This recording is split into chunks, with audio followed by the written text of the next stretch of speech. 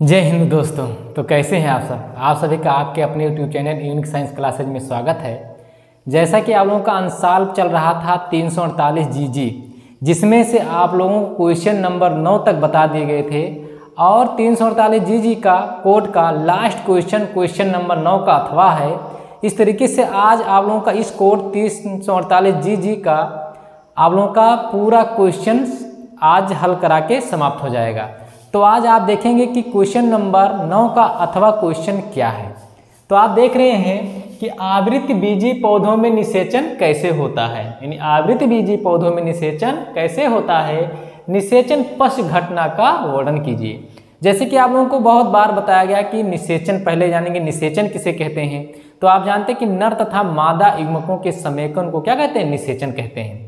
और निषेचन के फलस्वरूप क्या बनता है? भ्रूण बनता है। क्या बनता है? जायगोट वृद्धि करके भ्रूण का निर्माण करता है। लेकिन इसमें क्या दिया है? निषेचन पश्च घटना में क्या आता है कि जब निषेचन हो जाता है तो भ्रूण का विकास कैसे होता है, भ्रूणपोष का निर्माण कैसे होता है, और भ्रूण का जब निर्माण होता है विभाजन कैसे करता है, और किसमें त्रिगुणित होते हैं किसमें द्विगुणित होते हैं, यही इसमें आपको पढ़ना है। तो निषेचन पश्च घटना में आप देखेंगे एक बीजपत्री में भ्रूण का विकास कैसे होता है, द्विबीजपत्री में भ्रूण का विकास कैसे होता है, भ्रूणपोष का निर्माण कैसे होता है, भ्रूणपोष के कार्य क्या होते हैं, फल का निर्माण कैसे होता है, बीज का निर्माण कैसे होता है। क्योंकि निषेचन के पश्च घटना का हमें क्या करना है? वर्णन करना है। तो जैसे आप जानते हैं कि आवृत बीजी पौधों में निषेचन कैसे होता है, तो निषेचन पहले जानेंगे कि निषेचन कैसे होता है। नर तथा मादा युग्मकों के समेकन को क्या कहते हैं? निषेचन कहते हैं। निषेचन के फलस्वरूप क्या बनता है? भ्रूण बनता है। लेकिन आप देखेंगे निषेचन की पश्च घटनाओं का वर्णन करना है, तो निषेचन की पश्च घटनाओं में भ्रूण का परिवर्धन है, भ्रूणपोष है, फल व बीज का निर्माण है। तो सबसे पहले आप थोड़ा समझ लेंगे कि भ्रूण का निर्माण कैसे होता है, भ्रूण कैसे बनता है निषेचन के पश्चात। तो सबसे पहले एक हम क्या बनाएंगे? अंडकोशिका अंडाशय बनाएंगे, और अंडाशय में आपको बनाएंगे भ्रूण, जो जहां भ्रूण पर का निर्माण होता है। एक बीजांड की संरचना बनाएंगे। देखिए मान लीजिए, इसे समझाने के लिए मैं बता दे रहा हूं, ये है क्या है? बीजांड की संरचना है। क्या है? बीजांड की संरचना है। और बीजांड की संरचना में आप जानते हैं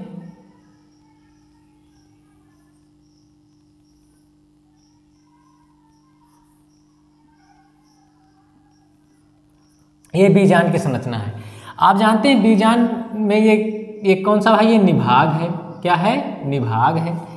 बीजांड निभाग की तरफ 3 कोशिकाएं होती हैं, जिन्हें प्रतिमुख कोशिका बोला जाता है, प्रतिमुख कोशिका बोला जाता है। बीजांड द्वार की तरफ 3 कोशिकाएं होती हैं, जिसे तीनों कोशिकाओं को अंड समुच्चय बोला जाता है। अंड समुच्चय, इसको बीजांड द्वार बोला जाता है, द्वार बोला जाता है। इन दोनों को सहायक कोशिका बोला जाता है, सहायक कोशिका। इसको अंड कोशिका बोला जाता है, अंड कोशिका बोला जाता है। ये अध्यावरण है। क्या है? अध्यावरण है, अध्यावरण है। इसमें द्वितीयक केंद्रक, ध्रुवीय केंद्रक होते हैं, ध्रुवीय केंद्रक होता है। ठीक है। ये क्या है? बीजांड काय है, काय है। ये क्या है? बीजांड है। क्या है? बीजांड। अब इसमें आप देखेंगे निषेचन कैसे होता है, आवृत बीजी पौधों में निषेचन कैसे होता है। तो निषेचन के लिए आप जानते हैं कि मादा भाग को आप जानते हैं कि निषेचन में नर भाग और मादा भाग की आवश्यकता होती है। तो निषेचन नर का निर्माण कहाँ होता है? परागकोश में होता है नर युग्मक का निर्माण।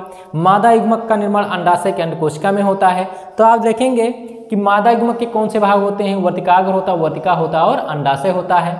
और मादा नर युग्मक के भाग परागकोश, पुतंत्र और योज होते हैं। तो जैसे मान लीजिए यहाँ से ये वर्तिकाग्र था, यहाँ से नर युग्मक क्या है? परागनली का निर्माण हुआ। परागनली के माध्यम से क्या हुआ? जो नर युग्मक बनेंगे, क्योंकि वर्तिकाग्र पर आएंगे और क्या करेंगे? परागकण आएंगे, फूलकर बड़े होंगे, कार्बनिक पदार्थ और शर्करा पाए जाने के कारण परागनलिका की निर्माण होगी। परागनलिका के अंदर नरयुग्मक आएंगे और सूत्री विभाजन के दौरान दो नरयुग्मकों का क्या करेंगे, निर्माण करेंगे। दोनों नरयुग्मक क्या करेंगे, इस परागनली के माध्यम से बीजांड द्वार से क्या करेंगे, बीजांड में प्रवेश करेंगे। अब बीजांड में प्रवेश करने के बाद एक नरयुग्मक द्वितीयक केंद्रक से निर्माण करता है और दूसरा नरयुग्मक अंडकोशिका से क्या करता है, निषेचन करता है। ये द्वितीयक केंद्रक से निषेचन किया और ये अंडकोशिका से निषेचन किया। इस प्रकार एक भ्रूण एक बीजांड में क्या होता है, 2 बार निषेचन हो जाता है। और जब यहाँ पर क्या द्वितीयक केंद्रक था तो एक नरयुग्मक का हो जाए तीर्थ समेकन हो जाएगी, त्रिगुणित भ्रूणपोष का क्या होता है, निर्माण होता है। और क्या करता है, एक नरयुग्मक के अंडकोशिका से निषेचन करता है तो भ्रूण का निर्माण करता है। इस तरीके से आवृतबीजी पौधों में क्या होता है, निषेचन की प्रक्रिया होती है। अब इसमें क्या निषेचन पश्च घटनाओं का क्या करना है, वर्णन करना है कि निषेचन पश्च घटनाओं में क्या होता है। तो निषेचन पश्च घटनाओं में पहला क्या, भ्रूण का परिवर्धन है। तो जो भ्रूण का परिवर्धन होता है, एक बीजपत्री दो बीजपत्री में कुछ क्या होते हैं, समान होते हैं, बाकी क्या में कुछ क्या होते हैं, थोड़ा बहुत भिन्नता भी पाई जाती है। इसके बाद भ्रूणपोष का निर्माण होता है, भ्रूणपोष के कार्य होता है, फल तथा बीज के निर्माण होता है। इसका स्क्रीनशॉट लीजिए, उसके बाद एक एक करके मैं बता रहा हूँ। हाँ, तो आप देख रहे हैं कि आवृतबीजी पौधों में निषेचन कैसे होता है, ये आपको बताया गया। अब आपको बताना है निषेचन पश्च घटनाओं का वर्णन करना है, यानी निषेचन के पश्चात क्या बनता है, भ्रूण बनता है, भ्रूण का विकास कैसे होता है, एक बीजपत्री में भ्रूण का विकास कैसे होता है, द्विबीजपत्री में भ्रूण का विकास कैसे होता है, भ्रूणपोष क्या होता है, फल तथा बीज का निर्माण क्या होता है। यही क्या होते हैं, निषेचन के पश्चात की घटनाएं होती हैं। तो सबसे पहले आप देखेंगे कि युग्मक संलयन के फलस्वरूप आप जानते हैं भ्रूणकोष 2 संरचनाएं परिवर्धित करना शुरू कर देता है। यानी जब क्या होता है, निषेचन से भ्रूण बन जाता है तो युग्मक संलयन के फलस्वरूप, यानी जब युग्मक संलयन हो जाता है, जाइगोट का निर्माण हो जाता है, तो भ्रूणकोष में 2 संरचनाएं परिवर्धन करना शुरू कर देती हैं। कितनी संरचनाएं, 2। इनमें द्वितीयक केंद्रक से विकसित होकर भ्रूणपोष बनता है, यानी 2 संरचनाएं। यानी एक भ्रूणपोष में क्या होता है, 2 बार निषेचन होता है, एक अंडकोशिका से होता है, दूसरा द्वितीयक केंद्रक से होता है। जो द्वितीयक केंद्रक से निषेचन करता है वो भ्रूणपोष बनाता है और निषिक्तांड में विकसित हो जाता है। निषिक्तांड में विकसित हो जाता है और निषिक्तांड विकसित होकर भ्रूण बनाता है। निषेचन के बाद सहायक कोशिका व प्रतिमक कोशिका नष्ट हो जाती हैं। अब आप जानते हैं कि अब जो भ्रूण का निर्माण हुआ है तो भ्रूण का जो विकास होता है एक बीजपत्री और द्विबीजपत्री में कैसे होता है, उसका हम फिगर यहाँ लगा देंगे, आप लोग देख सकते हैं बड़े आराम से कि एक बीजपत्री और द्विबीजपत्री में भ्रूण का विकास कैसे होता है। अब आप देखेंगे भ्रूणपोष, अगला है भ्रूणपोष 2। भ्रूणपोष एक त्रिगुणित ऊतक है। क्या है, त्रिगुणित ऊतक है। यानी द्वितीयक केंद्रक क्या है, जब एक बीजांड में द्वितीयक केंद्रक पाया गया तो एक नरयुग्मक क्या, इससे जब फ्यूज किया तो 2 थे, एक और चला गया, क्या होगा, त्रिगुणित ऊतक होता है, जो दोहरे निषेचन के फलस्वरूप त्रिग संलग्न द्वारा बने भ्रूणपोष केंद्रक में विकसित हो जाता है। बने भ्रूणपोष क्या होता है, भ्रूणपोष केंद्रक में विकसित हो जाता है। आप देखेंगे भ्रूणपोष का कार्य क्या होता है, इसकी कोशिकाओं में खाद्य पदार्थ संचित रहता है और ये वृद्धि करते हुए भ्रूण को पोषक पदार्थ प्रदान करता है। यानी जो वृद्धि करेगा उसको पोषण देने का कार्य कौन करता है, भ्रूणपोष करता है। अब देखेंगे फल व बीज का निर्माण। तो पहले आप बीज का निर्माण पढ़ेंगे, उसके बाद फल का निर्माण पढ़ेंगे। भ्रूण के पूर्ण रूप से विकसित होने पर बीजांड बीज में परिवर्तित हो जाता है।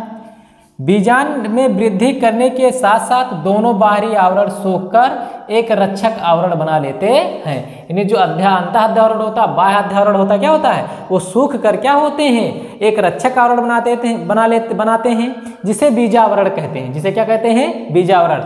जैसे आप सबको बताया गया कि ये क्या है, ये अध्यावरण है, ये बाह्य आवरण या अंतःवरण, ये दोनों क्या सूख कर क्या बना लेते हैं, एक रक्षक आवरण बना लेते हैं जिसे बीजावरण कहते हैं। इसमें बाह्य अध्यावरण बीजचोल, जो बाह्य अध्यावरण होता है ये बीजचोल, बीजचोल तथा अंदर का अध्यावरण टेगमन बनाता है। इसके साथ साथ ऊतकों की नमी लुप्त हो जाती है, खाद्य पदार्थ संचित हो जाते हैं, धीरे धीरे पूरी रचना सूक्ष्म होकर बीज का रूप ग्रहण कर लेती है। इस तरीके से बीज का निर्माण होता है। फल का निर्माण देखेंगे तो आप जानते हैं कि फल किसे कहते हैं, तो सिंपल सी भाषा आप कह सकते हैं अंडाशय से बनने वाली संरचना को क्या कहते हैं, फल कहते हैं। अंडाशय से बनने वाली संरचना को फल कहते हैं। तो आप देखेंगे फल निर्माण, फल वास्तव में परिपक्व अंडाशय को कहते हैं। परिपक्व अंडाशय को क्या कहते हैं, फल कहते हैं। अंडाशय की भित्त फल भित्त का निर्माण करती है। जो अंडाशय की भित्त होती क्या होती है, फल भित्त का निर्माण करती है। फलभित्ति को 3 प्रमुख भागों में बांटा जा सकता है, बाह्य फलभित्ति, मध्य फलभित्ति और अंतः फलभित्ति। इस तरीके से आप लोगों का जो क्वेश्चन नंबर 9 का अथवा है और पेपर कोड 348 जीजी का है, इस तरीके से आज आप लोगों का पूर्णतया समाप्त हो रहा है। आप लोगों को नेक्स्ट वीडियो में अब अगले कोड की पेपर आपको सॉल्व कराए जाएंगे। तब तक के लिए धैर्य बनाए रखिए। जय हिंद, जय भारत।